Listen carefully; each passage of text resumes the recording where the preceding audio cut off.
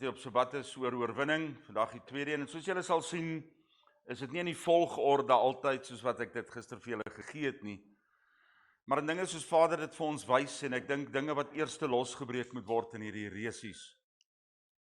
Die hinderniswedloop waarin ons is, wat ons moet deurkom, die hinderniswedloop waarin ons in die hindernisse vassit, waarin ons in die moddersluit vassit, waar ons in die doringtakke vassit. En dit is baie noodsaaklik dat ons daarom stap vir stap daardeur gaan. En terwyl die eerste een is, dink ek, wat gebreek moet word, en dinge waaroor dit gaan, is dit tog belangrik dat ons begin by dit wat ons gaan doen vandag, naamlik tradisie, dalk so 'n bietjie op 'n ander manier, om dinge te verbreek wat ek dink baie belangrik is. Kom ons bid saam.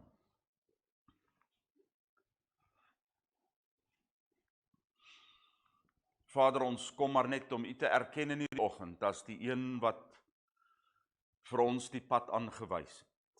Die seun Jesua wat U gestuur het om voor te loop, vir ons die voetspore te gee. En ons kom in hierdie oggend maar net weer op ons soeke na die voetspore waar ons moet stap, om deur hierdie hindernis te kom. Om die takke oop te breek, om oor elke hindernis hekkie te kan spring, om nie vasgevang te word in die water nie. En Vader, ons kom met 'n verwagting dat U vir ons elkeen persoonlik hierdie weerhake in ons lewe sal wys, dit wat ons terughou, dit wat ons vashou, sodat ons in oorwinning kan staan voor U, vry van die dinge wat ons bind. En ons het hierdie pad begin stap. Vader, ons is besig om nou hierdie pad te ken. Leer ons nou die deurbrake, stap vir stap, weer eens in hierdie dag, in die naam van Jesua. Amen. Amen. So hierdie tweede deel van oorwinning, gesels ons dan oor tradisie. En daar is twee dele wat Vader vir my gewys het, soos ek gisterand met julle gedeel het. Dis oorgelewerde tradisie, die dinge wat ons geleer het van kleins af en wat ons gewoond aan geraak het aan die boerevolk. Die tradisies van sekere stories wat ons absoluut glo, maar wat eintlik net 'n storie is. Die tradisies in ons geskiedenis, die tradisies in ons lewens, die tradisies by ons ouers. Miskien het jou ouers, jy weet, elke oggend 7:00 het hulle 'n tradisie om by mekaar te kom, mekaar te groet en die dag in te stuur. Dis 'n tradisie, dis 'n gewoonte, maar dis nie verkeerd nie en dis nie sondig. So ons gaan moet onderskei tussen die tradisies, die gewoontes wat ons aangeleer het, wat maar net 'n gewoonte is, en die dinge wat ons vasbind in hierdie stryd en die hindernis wat ons hardloop. En daarom het ons daardie onderskeiding nodig om te kan kyk wat is die verskil. Maar dan het ons ook aangeleerde tradisies. Elkeen van ons het aangeleerde kerktradisies gehad. Dinge wat ons aangeleer het met tyd. En dan skielik verander 'n mens se lering en jy verander dalk die groep waaraan jy behoort. Jy tree uit die tradisionele en jy kom in die Torah gelowige groepe so baie mense en dan skielik aanvaar jy nuwe tradisies wat maar net weer 'n aangeleerde tradisie is. As ons nie elke ding wat ons doen baie versigtig gaan toets en gaan meet aan die woord van God nie, dan maak ons foute. Dit is ons as mens. Ons hou daarvan om so skape 'n leier te volg, in plaas van om die leier se handleiding eerste te volg en dan na mense op die aarde te kyk. En daarom is dit ontsettend baie maklik, want dit bind my denke vas. Dit laat my dink in 'n sekere rigting en wat my dan keer om werklik gehoorsaam te wees aan die waarheid. Dis wat tradisie doen. Dis die vyand wat Satan gebruik om ons gedagtes vas te bind. Hy leer vir ons gewoontes en tradisies. En dit hou ons vas, sodat ons nie kan dink soos wat Vader wil hê ons moet dink nie. Nou wanneer ons kyk daarna, in alles wat ek doen, en dis die enigste pad wat regtig vir ons vryheid gee, in alles wat ek doen, en in vertroue van dit wat ek glo, in die waarheid, moet ons teruggaan volgens Vader se boodskap. Daarom vra ons vir mekaar, is alles wat ek en in vertrou, die waarheid volgens Vader se boodskap, of soos ek geleer het van ouds af? Of opnuut uit ander se tradisies aangeleer het, en nie gaan kyk het wat sê die handleiding. Die punt is vir my so belangrik, en dit is hoekom ons eers daarmee begin, want voordat ek nog by myself kan kom, moet ek die dinge wat van buite af my beïnvloed, keer, want as ek die self regmaak, en die self opbou, en myself toelaat om die heeltyd beïnvloed te word deur dinge van buite af. Nou gaan ons dalk baie dinge aanraak, en dinge wat ons sal moet onderskei. Is dit net 'n goeie gewoonte, of is dit iets wat ek en jy van ontslae moet raak uit ons lewe? Kom ons kyk na party sommer net oorgelewerde gedagtes, wat ons sien in oorgelewerde tradisies in die skrif. Manne wat van Juda afgekom het die broers geleer, as julle nie besny word nie, volgens die tradisies van die wet, kan julle nie lewe hê nie. Ons is in die nuwe verbond, en nou is daar baie mense wat die lering gegee het, net soos vandag, mense wat leer, dat jy nie gered kan word as jy nie besny is. Wat ook al.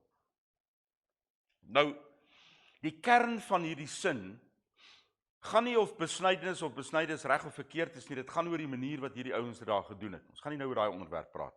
Dit gaan oor die feit.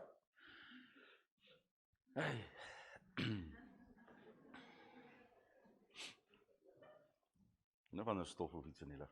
Dit gaan oor die enkel eenvoudige feit, dat al is dit 'n lering, het dit vir mense 'n tradisie geword, wat hulle nou op 'n nie-Bybelse manier wil toepas. Ons sit met ontsettend baie sulke Bybelse stellings, Bybelse leringe, wat ons tradisie aangevorm het. En ek gaan van dit noem. Ek gaan die doop noem, wat gevorm is uit die tradisies, wat begin is deur die Romeinse kerk en van voor dit, wat ontstaan het in die tye toe dit siek was, wat ontstaan het in die tye toe ou mense gereed is, uit die verkeerde lering, dat jy gedoop moet wees, voordat jy gered kan word. En daarom, wanneer 'n babietjie in die tye wat baie siek geword het, in die vroeë eeue, het hulle skielik die babas gedoop, en daarom kon hulle dit nie doen op die regte manier nie, en het hulle begin met die besprinkeling, sodat hulle gered kan word. 'n Verkeerde lering wat 'n tradisie geword het. Hierdie tradisie het lering geword in kerke. En dit is 'n suiwer tradisie gewees. Dit was 'n handige gebruik. Ou mense wat op hulle sterfbeddens gelê het en nog nie gedoop is nie, is daarom deur die vroeë kerk in daardie tye gedoop, deur besprinkeling, deur die priester in die beddens. En mense, dit is 'n gebruik wat volgens die tyd waarin meeste mense gesterf het aan die peste en die siektes, het hulle dit gedoen as tradisie, het dit ontwikkel en dit het nou tradisie geword. Dis hoe hulle dit gedoen het, om 'n praktiese rede, nie Vader se wil nie. Dit het tradisie geword en nou dit lering geword. Sien, en as ons net so 'n bietjie gaan kyk na die geskiedenis, dan kom ons hierdie goed agter. So hier is baie van sulke tipe dinge wat ontstaan het uit 'n nood, 'n behoefte of iets wat vir die eerste keer gebeur het. Is in hierdie moderne tyd se kerke is daar baie sulke dinge wat gebeur.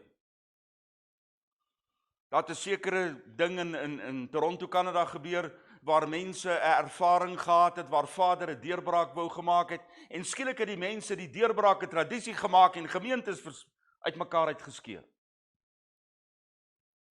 Elke keer wanneer ons iets wat God vir ons gee, 'n gewoonte en tradisie en wet maak wat dit nie is nie, dan doen ons presies dieselfde. En daarom is dit baie belangrik dat ons baie versigtig kyk wat sê die woord van God. Want ek kan vir jou wys in die woord, hy sê jy moet doop. Maar hoe en wat? Wanneer? Die doop is 'n onderwerp wat ons by gaan kom en waaroor ons gaan gesels. want die doop word baie misverstaan. Baie mense word gedoop sonder dit wat in die skrif staan. En daarom moet ons baie versigtig wees oor byvoorbeeld 'n onderwerp soos daardie. Want daar het soveel gewoonte, tradisie en kerklering ingekom. Ek kan dit vinnig vir jou doen. Mense vra, as jy klein gedoop of groot gedoop? Ek gaan vandag vir jou sê, nie een van die twee is Bybels korrek.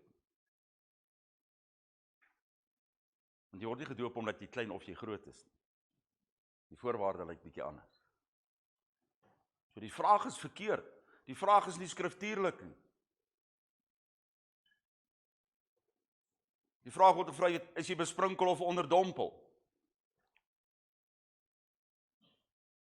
Nou in die Bybelse verstaan waarom dit gaan, as dit net daaroor gaan oor die metode, is albei verkeerd.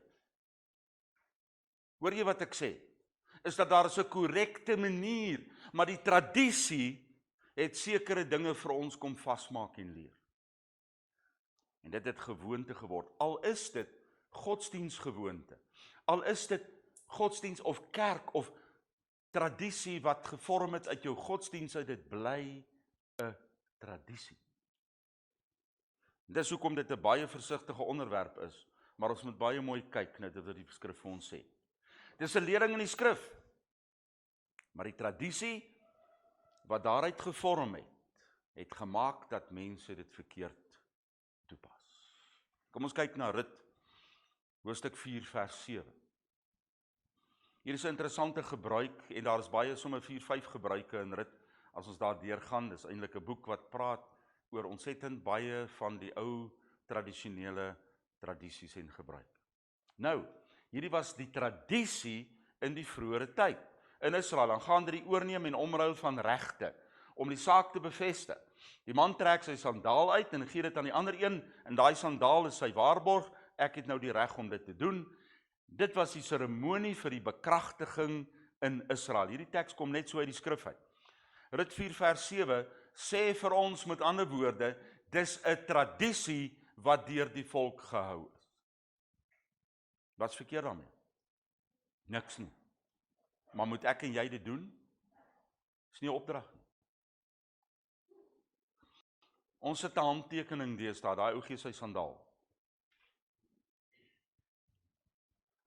In China gee jy nie eers jou handtekening, jy sit net jou stempeltjie. Ek het nog myne.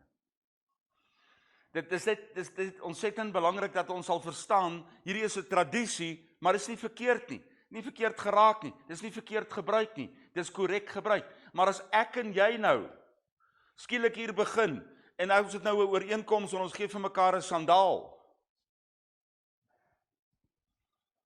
dan moet ons mooi gaan kyk of dit regtelik ook afdwingbaar is, behalwe deur mondelikse ooreenkoms. Met ander woorde, ons kan nie net 'n tradisie aangaan sonder dat hy waarde het nie, maar daar's niks fout met die tradisie. Dis nie duiwels nie, dis nie boos nie, daar's niks fout mee nie, dis net nie my tradisie nie. 1 Konings 18 vers 28. En hulle het met 'n harde stem geroep en hulle self volgens hul tradisie met swaarde en spiese gesny tot die bloed uit hulle gespuit het. Nou hier's 'n tradisie wat deur die priesters van die volk Israel, maar wat Baal aanbid het, gebruik. Nou kan ons sê, maar dis ook net 'n tradisie, hoekom kan jy sê dis verkeerd? Kom ons toets dit aan die res van die skrif. Jy sien, hier sit ons met presies dieselfde ding, tradisie wat ontwikkel het, maar onder die priesters, maar kan ons daarom sê, daar's niks fout daarmee nie, net soos die gee van 'n sandaal? Nee, want die woord van God sê, dat jy nie jou liggaam mag beskadig, dat jy nie jou liggaam mag stukkend sny en seermaak terwille van enige iets nie, wat nog te sê terwille van 'n afgod. Boonbehalwe die feit dat dit is gaan oor 'n afgodsgebruik. So hier is 'n tradisie wat net soos die vorige een ontwikkel het uit die godsdiens, maar hierdie een is nie Bybels verantwoordbaar. En daarom bly ons toets die woord van God. Ons toets bly die skrif. Kom ons kyk na Rigters 11 vers 39. Aan die einde van 2 maande, en ons ken almal die storie, het sy na haar vader teruggekom en hy het aan haar gedoen volgens die gelofte wat hy gedoen het, en sy het geen man intiem geken nie, en dit het dus 'n tradisie geword in Israel. Ons ken maar almal die storie, Jefta het kom en hy het 'n belofte gemaak, en gesê die eerste wat uit sy huis uitkom, sonder hy af 'n vader, en hy sal dit vir hom offer. Die eerste een wat uitkom is sy enigste dogter. En toe het hulle nou 'n ritueel waar sy ingaan, sy sonder haarself af, en hulle rou daaroor, dat sy nooit 'n man sal hê nie, want dit is waarvoor Vader die vrou geskep het ook, en dit is as jy die hele konsep daarvan kyk, en hoekom sy dit gedoen het, en dan gaan sonder sy haarself af, en omdat sy dit gedoen het dit 'n tradisie geword, dat die vrouens en die meisies dit doen. Is dit 'n opdrag van Vader? Niks verkeerd daarmee nie, dis jou keuse. Behalwe dat jy mooi moet gaan kyk of jy nie die opdrag van Vader en jou roeping vir jou skepping en die doel van jou skepping mis nie. So daar's altyd hierdie dinge wat ons dit moet toets en meet aan dit wat die woord van God sê. Maar hierdie is 'n tradisie en 'n gewoonte wat gevorm het. Kom ons kyk nou na ons eie oorgelewerde tradisies, wat soms maar net ook leringe van mense is. Nou ek gaan nie hierop baie konsentreer nie, want ou kan baie van hierdie goed maar gaan kyk na, maar kom ons kyk maar net daarna. Die dra van dasse. Dis 'n ding wat van die Britse koninkryk af oorgedra is in al sy kolonies in. In Kenia, die gemeentes wat begin is daar ook deur die Britse sendinggenootskap en mense wat uitgereik het en mense bereik het met die evangelie. Die eerste ding, nadat hulle kinders van God geword het, nou gaan hulle kerk toe elke Sondag en dan moet hulle das aantrek, want jy moet netjies aangetrek wees. 'n Das aantrek is 'n simbool en 'n teken vir hom van netjiesheid. En dit het 'n tradisie geword. In die middel van die somer in Kenia, wat op die ewenaar sit, dra hulle nog steeds dasse en baadjies kerk toe elke Sondag. Nou baie mense kan met my verskil daaroor en sê, maar dis 'n tradisie, dis mooi en is ten minste netjies aangetrek. En jy sweet so dat jy nie kan luister nie.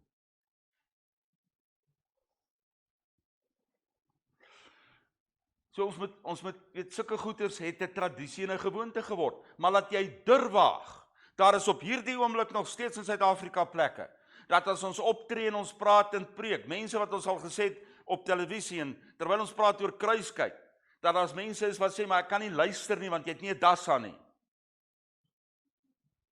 Ja, julle lag, ja, dis regtig, dis werklikhede. Daar is nog steeds mense wat met hierdie konsep sit, dat dit van God is. Dit is nie. Veral as ons kyk ook dan na die oorsprong en die agtergrond van al hierdie goed. Mense, dis 'n tradisie, so kom ons los dit daar. En dis 'n tradisie wat iemand kan doen as hy wil, of nie kan doen nie, daar's nie 'n verbod daarop in die Bybel nie, maar daar's definitief ook nie 'n wet. Want die God wat ek ken het liefdevolle omgee. Maak jou oë toe as jy bid. Ons ou mense was bitter ernstig oor hierdie ding. Jy weet, jy gaan sommer hel toe as jy nie jou oë toe maak as jy bid nie. Hulle was verskriklik ernstig. En ek vind dit absoluut nêrens in die skrif nie. Dis 'n tradisie wat ingekom het in mense wat hulle kinders geleer het om hulle self af te sonder sodat hulle oë toe maak dat hulle nie besig is met allerlei ander dinge nie. En daarom maak jy jou oë toe. En dit het toe 'n wet geword amper binne die kerkstelsel. Daar is geen jy weet jy hoe bid die van ouds af die oorspronklike gelowiges, die manne staan as hulle bid en hulle lig hulle hande op na Vader toe wat verbode is in sekere plekke. Dit is hoe 'n mens gebid het. So as jy 'n tradisie wil aanleer, gaan na die oorspronklike toe. Kyk op na Vader. Lig jou oë op na hom, sê die Bybel. Die Bybel sê ek lig my oë op, ek praat met hom terwyl ek kyk, ek is nie bang nie.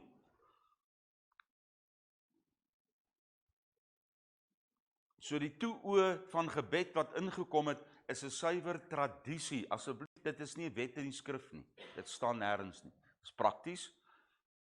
Leer mense om te konsentreer, maar dis nie 'n opdrag nie. om te eet met 'n mes en vork. Ek het nou sommer terwyl ek besig hier maar wees, dit sommer net by my gedagtes opgekom, en ek het vir myself gesê, wie het vir ons gesê om met 'n mes en vork te eet? Dis 'n moderne uitvinding. In die ganse ooste eet hulle of met stokke of met hulle hande.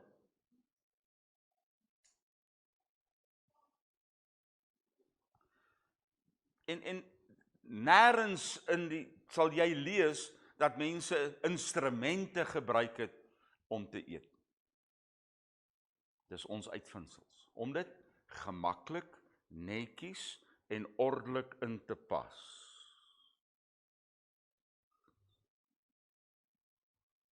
Maar ons ou mense byvoorbeeld, jy al gesien hoe perform hulle as jy jou kos met jou hand probeer vat.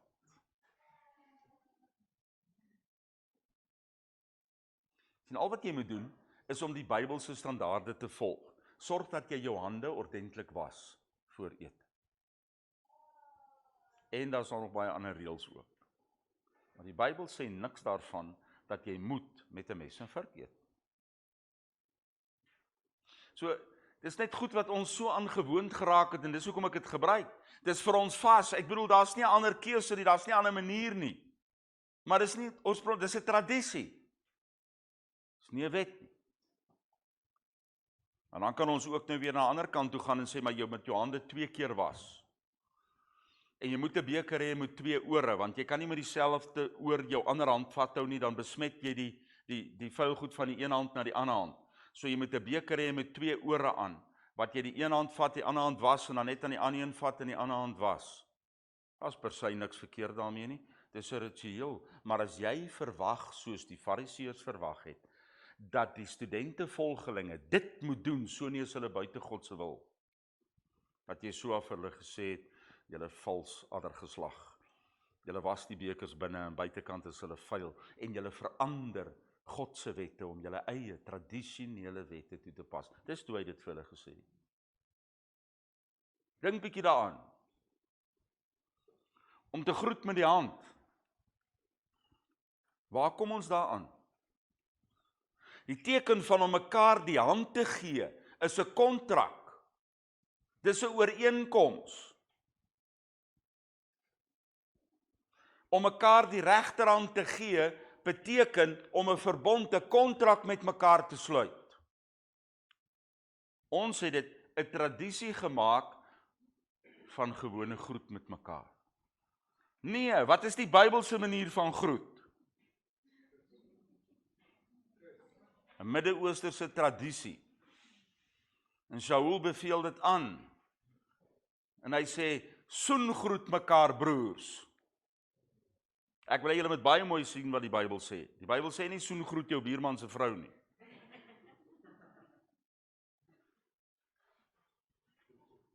Die Bybel sê soengroet mekaar broers. Dis die tradisie, dis die gewoonte. Kom ons hou op om vas te kyk in tradisies en gebruike en gewoontes, en ons gaan kyk bietjie na die wette, die opdragte en die standaarde in die skrif. Jy sien, ons is baie keer in hierdie goed, net soos die Fariseërs. Wat ons doen is, ons gaan doen al hierdie goed met ernstigheid en strengheid, maar wanneer dit kom by Vader se standaarde is ons laks. Dan doen ons dit soos ons wil, dan maak dit nie saak nie. Standaarde van kosse wat ons eet. Daar's streng tradisies, jy weet, jy het sekere goed wat jy nie eet nie, en sekere standaarde wat jy nie eet nie. Wat baie min te doen het met Vader se woord. Terwyl die standaarde van Vader se kosse en dinge wat jy eet in totaliteit deur die tradisie van die volk verwerp is. Geheel en al verwerp is deur mense, met 'n sogenaamde konsep dat ons is in die nuwe verbond en nie in die ou verbond nie. Maar sê vir my, wanneer het Vader die koswette verander in die nuwe verbond? Dis dieselfde. Sy standaarde is dieselfde. Yeshua het dit vir hulle baie duidelik gestel. Nêrens in die skrif sal jy sien dat kos die rede was wat Vader gegee het in enige manier om te sê alle kos is rein nie. Op al die maniere en al die tekens wat gebruik was dit gewees om 'n metafoor, 'n les te leer van mense wat rein is. En van jou hande wat moet skoon wees as jy kos eet, wat brood is, onder andere. So ons moet versigtig wees dat hierdie goed nie ons lewe beheer nie. Dis vir my, daar's baie dinge wat mense, en terwyl ons besig is om te praat oor hakdorings en oor die bosse en oor die modderveld en deur die water waardeur ons moet gaan, dan is daar dinge wat ons vir mekaar moet sê, en dit is, wat beheer jou besluite? Wat beheer wat jy doen? En dis hier waar ons moet gaan kyk wat sê Vader se woord. Kom ons, hierdie aangeleerde tradisies van leringe, wat ons doen en wat ons na kyk. Kom ons kyk na Jesaja 29 vers 13. En toe het Joa gesê, omdat hierdie volk nader kom met hulle woorde en my eer met hulle lippediens, maar hulle verstand wil en emosie ver van my verwyder is, en hulle respekvolle vrees vir my uit 'n aangeleerde tradisie bestaan. Ons moet saggies praat as ons by mekaar kom, en ons moet mooi praat, en ons moet mekaar vriendelik groet, en ons moet vir mekaar glimlag, en ons is almal netjies mooi uitgesorteer, en ons moet mooi aantrek, en ons moet dit doen, en ons moet dat doen, en al hierdie goed is reg, en ons bid vir 'n uur lank, en ons praat, en ons sing lekker saam, ensovoorts, maar Jesaja 29 sê, julle gedagtes, julle verstand, julle gees is baie ver van my af.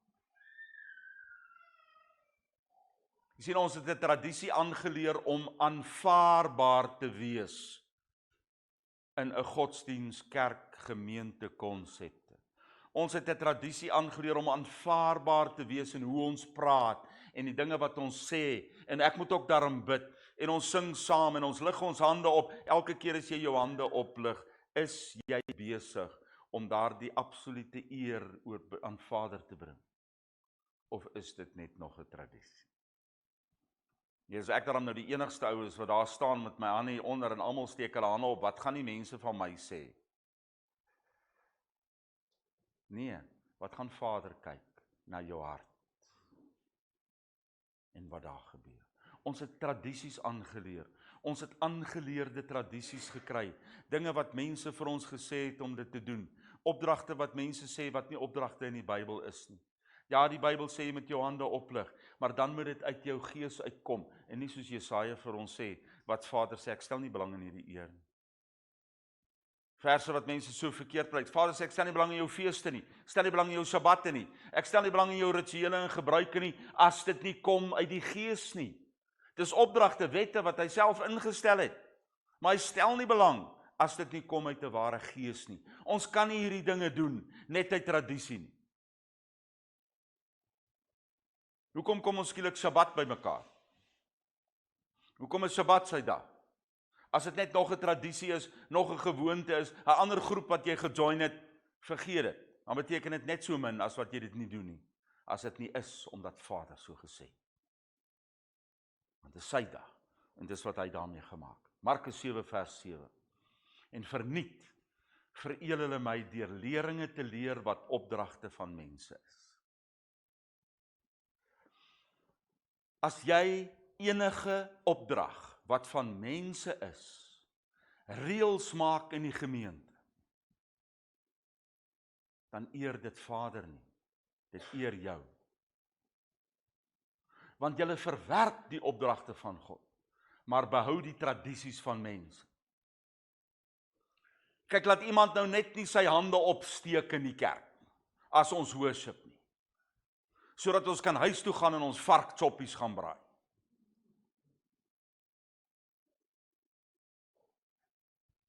Sien, ons standaard het so mensgerig geword, ons standaard het weggekeer van Vader se opdragte, maar Boeta, ons is so gestel op daai goed wat ons self daar gestel.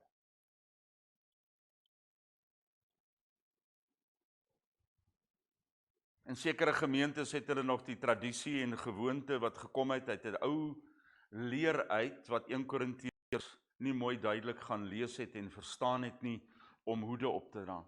Daar is sekere gemeentes waar jy kom, en as jy hulle besoek en jy het nie een op nie, gee hulle vir jou een.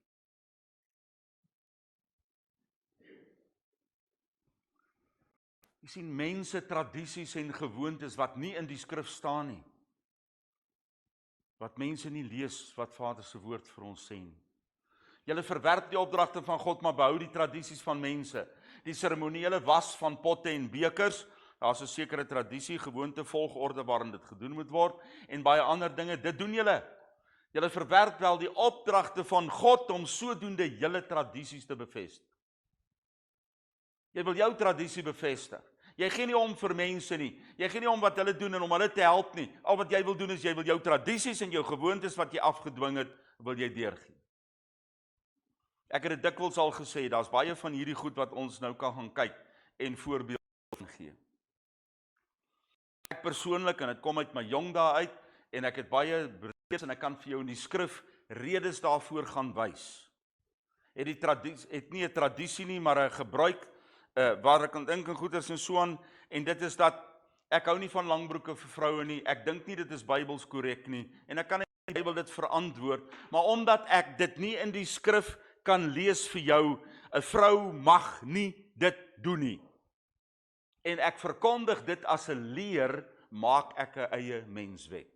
Voel dieselfde oor kortbroeke vir mans in die inkomste, julle weet dit al. Dit gaan vir my, is dit 'n standaard wat gaan oor die priesterdom. Dit gaan oor jou afsondering. Maar ek het dit nie uit 'n wet uit die skrif uit gaan haal nie. Ek kan niemand veroordeel daaroor nie, maar ek het 'n standaard wat Vader vir ons gewys het. So Saul sê, ons glo ons het ook die Gees. Maar dit is belangrik dat ek nooit sal dink, dis wet, en as jy dit nie doen nie, nou maak ons mensewette belangriker as die omgee, versorgingswet van God verander. So ons moet baie versigtig wees wanneer ons by hierdie ding kom. En ek gaan dit duidelik vir jou stel, die enigste manier ons onsself kan toets. As die skrif dit nie direk, spesifiek beveel of verbied nie, staan dit nie in die skrif.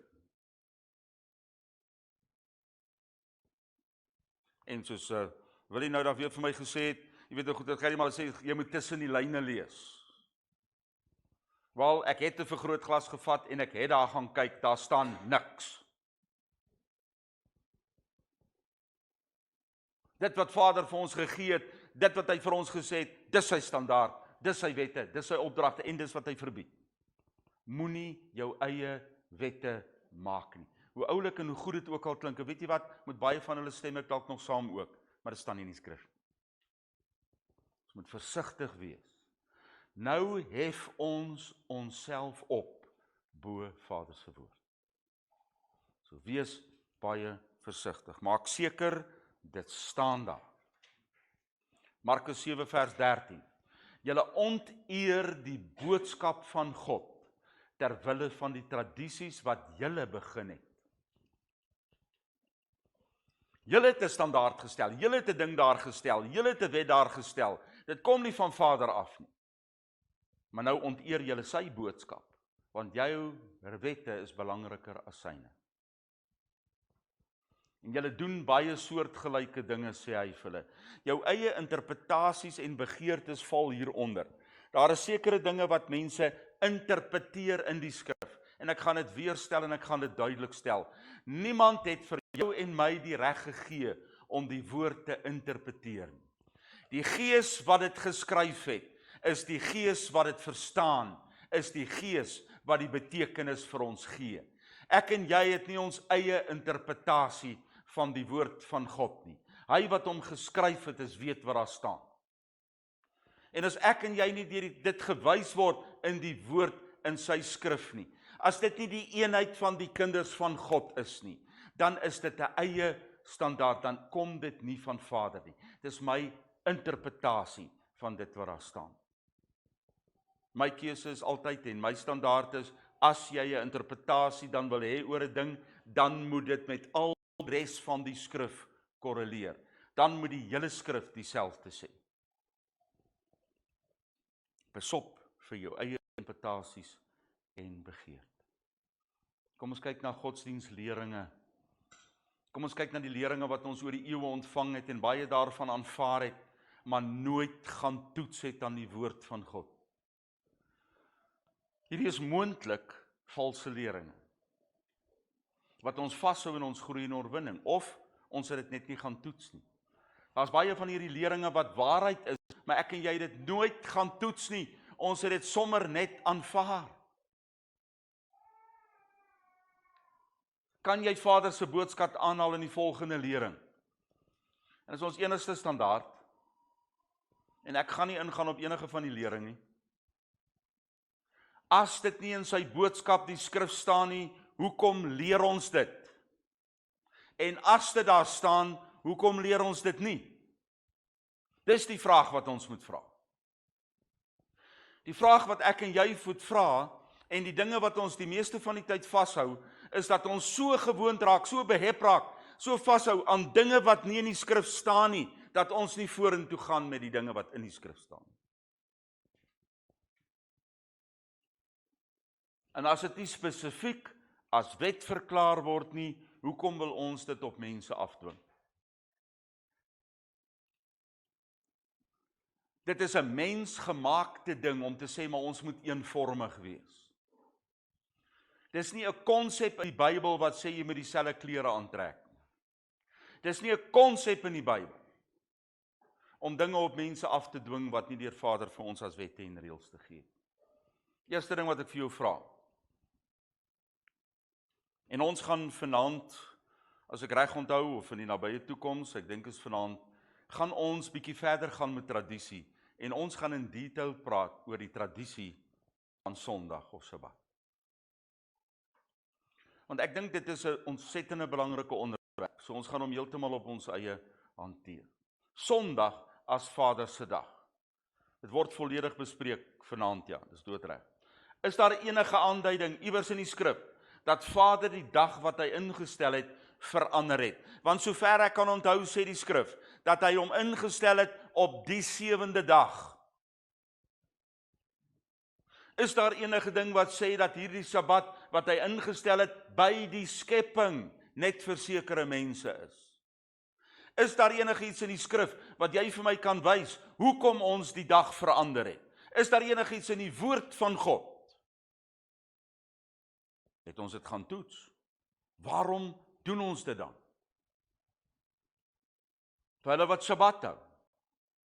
Hou jy dit maar net omdat God gesê het op die 7de dag, of hou jy nou al die reëls wat die skrif vir ons sê, dat die dag afgesonder is vir hom, dat jy geen van jou gewone werk, die woord is eintlik besigheid, melaga, mag doen nie?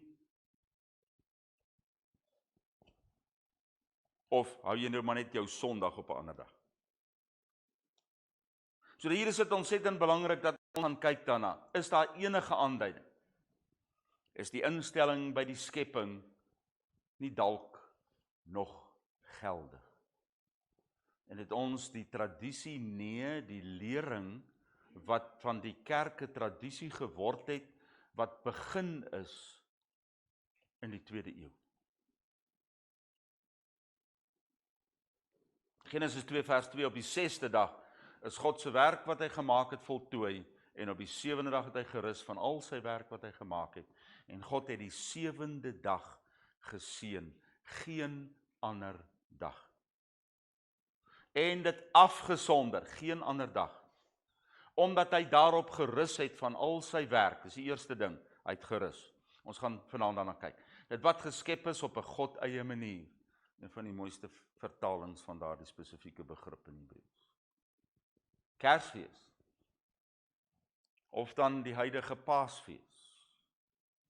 Sê vir my hierdie twee feeste wat al twee heidense oorspronge het en niks te doen het met die kruisiging of die geboorte van Yeshua nie. Het ons dit as tradisie maar net oorgeneem en aangeneem? Kan jy vir my aandui in die eerste plek waar Vader die opdrag in die skrif gee om die gesalfde een se verjaarsdag te vier? Dis 'n ding wat oorgeneem is deur mense. Daar staan nie een enkele so opdrag in die skrif nie. Kan jy asseblief vir my wys waar ons die toestemming kry om heidense gebruike in ons kerkfeeste in te bring? Veral omdat Deuteronomium 12 vers 30 vir ons sê, let op dat jy nie in die struik val om hulle te volg. Dit is nou nadat hy gepraat het en hulle in die land ingekom het en die ander nasies na kyk. So hy pas op dat jy nie struik val, om hulle te volg nadat hulle voor jou uit vernietig is, en dat jy nie na hulle gode vra en sê, hoe het hierdie nasies hulle gode gedien, sodat ek net so kan doen nie?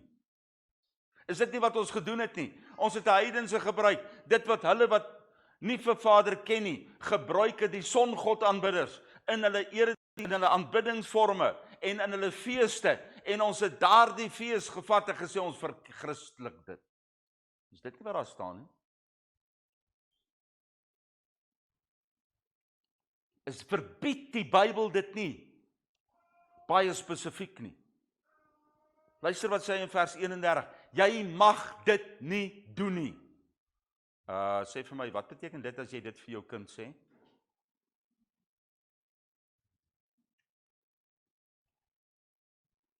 Jy mag dit nie doen aan jou God nie, want alles wat vir jou verwerplik is, wat hy haat, het hulle vir hulle gode gedoen, want hulle het selfs hulle seuns en hulle dogters in die vuur verbrand vir hulle afgode. So as jy hierdie feeste wil hou, wat soos die ander gode se feeste is, kan jy net sowel jou kinders ook in die vuur verbrand. Nou raak ek erg. Maar is dit nie wat die Bybel vir ons sê nie? As jy bereid is om die gebruike van die heidense godsdienste joune te maak, dan kan jy net sowel die res daarvan ook doen. Het ons dit gaan ondersoek? Nee. Ons het groot geword daarmee. Ons het groot geword met die boom, gaan lees Jeremia, hoofstuk 10. Ons het groot geword met die boom, ons het groot geword met die gebruike, ons het groot geword met die liggies. Dit het 'n tradisie geword, sonder dat ons ooit hierdie goed gaan toets aan die woord van God. Die Bybelse feeste aan die ander kant, kan jy vir my in die woord van God wys waar hy die feeste gekanselleer het? Hy het wel vir hulle gesê, ek stel nie belang in julle feeste as julle dit nie doen met 'n gees wat afhanklik is van my nie. Dis waar. Maar kan jy vir my in die skrif wys waar hy dit gekanselleer het en gesê, dis nie meer nodig nie? Al hou jy die Sabbat, waar is die ander 7 feeste wat Vader as opdrag gegee het reg deur die jaar, waarvan Sukkot, waarmee ons Maandag gaan begin, die eerste is. Ons gesels Sondag aand oor Sukkot, want ons begin Maandag met Sukkot. Kan ons oorwinning behaal sonder om sy opdragte te gehoorsaam? Is ons nie besig om op 'n modderpad te staan? Is ons nie besig om godsdienstig en geestelik 120 km/h vorentoe te hardloop op 'n gladde modderpad en nie een enkele tree vorentoe te kom? Omdat ons vasgevang is in godsdienste en godsdiensttradisies wat nie van Vader is nie. Levitikus 23 vers 4. Hierdie is die vasgestelde tye van Joa, afgesonderde byeenkomste, wat julle moet verklaar in die tye wat vir hulle bepaal is. Hy het hulle vasgestel, hierdie is sy feeste, en jy kan nie jou eie tyd daarvoor gee nie, maar dit doen op die tyd wat hy bepaal het daarvoor. Sê my, wat is so moeilik om dit te verstaan?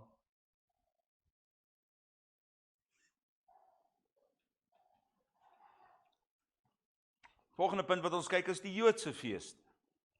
Jy het nie geweet daar's 'n verskil nie. Jy sien die 7 feeste wat Vader in die woord ingestel het, is nie Joodse feeste nie. Dis Bybelse feeste. Dis God se opdragte. Maar daar's ook Joodse feeste. Daar's volksfeeste van die Jode, soos Chanukka en Purim, wat nie 'n opdrag in die Bybel het vir sy kinders om dit te hou nie. Dis 'n volksfees. Dis nie demonies nie, dis nie boos nie, daar's niks fout mee nie, maar is nie vir my 'n opdrag nie.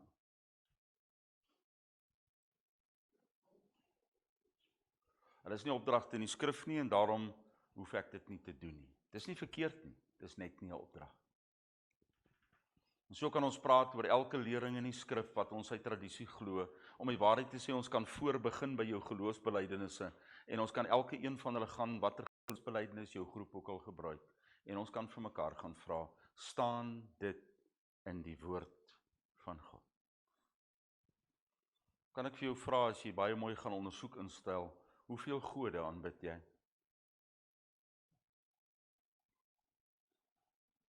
Hoe durf jy so iets praat? Ons is almal kinders van God. Gaan ondersoek bietjie hoeveel gode aanbid jy.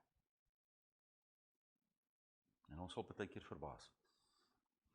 Oorwinning lê in die verwydering van alles, ook godsdiens en geestelike godsdienstige tradisies. Alles wat tussen my en 'n vol aanhoudend geesvervulde lewe staan. Hoe oorwin ons hierdie tradisie? 2 Timoteus 3 vers 16.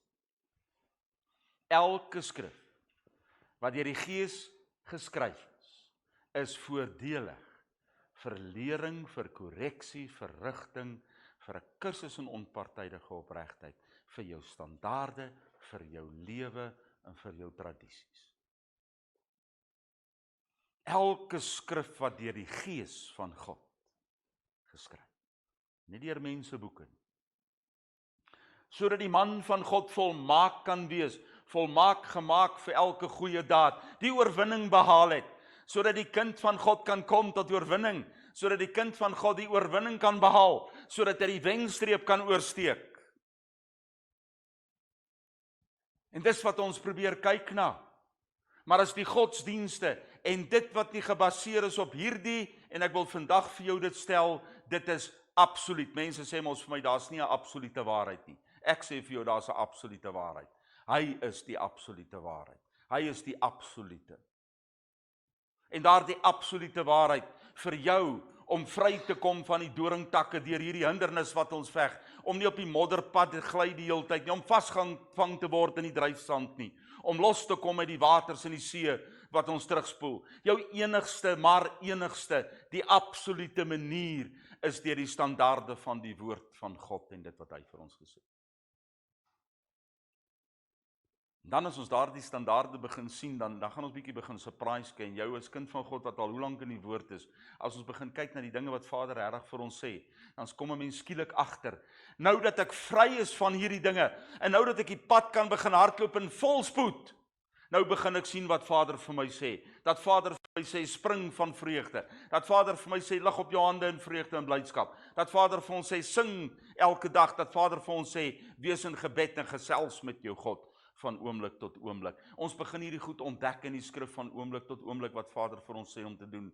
Wanneer ons die pad van oorwinning loop en wanneer ons deurgebreek het deur elke een van hierdie dinge wat ons vashou. En is daarom van ontsaglike belang dat ons deur hierdie hele reeks gaan van begin tot einde. Ons dink as ons in die kerk sit of as ons iewers in 'n gemeente is, ons is veilig. Hoeveel van die godsdienspraktyke hou ons vas?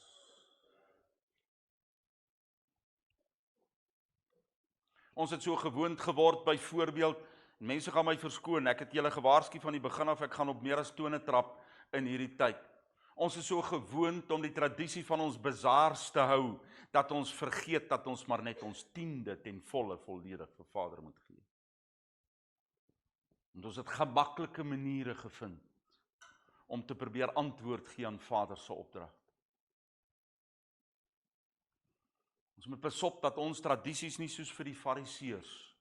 Dit is waarop ons konsentreer en die wette en standaarde van ons God vergeet. Ons is in 'n hinderniswedloop soos ons van die begin af sê en ons gaan dit elke dag sê. Jy's nie op 'n tartanbaan nie en is nie 100 meter nie. Dis die langste hinderniswedloop wat daar is. Dis tot die einde van jou lewe. En hierdie hinderniswedloop gaan deur baie struikelblokke.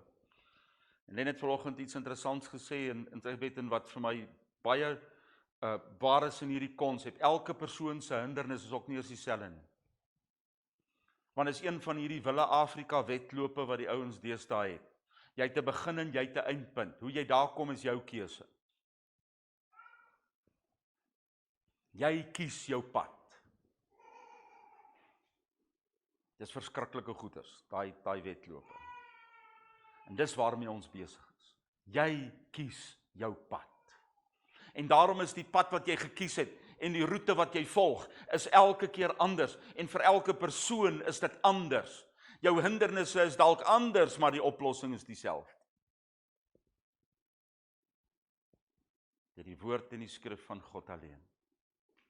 Kan ek vandag vir jou vra, het jy elke gebruik en gewoonte wat jy doen, vandat jy opstaan in die oggend, totdat jy dalk in die kerk kom, in die gemeente kom, het jy elke gebruik en dingetjie wat jy doen, gaan kyk waar die tradisie vandaan kom, gaan kyk of dit nie dalk is deel van heidense gebruike nie, gaan kyk of jy voldoen aan die standaard van hierdie resies.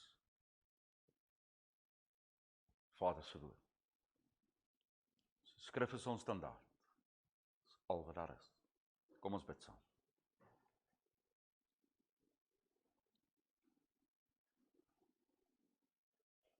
Ons het dit gisterand gesê, Vader, en ons sê dit weer eens vir U. Ons moet na hierdie struikelblok kyk, ons moet hierdie struikelblokke raak sien. En ons bid, Vader, dat U ons oë sal oopmaak, om die struikelblokke wat ons toelaat in ons lewe af te breek.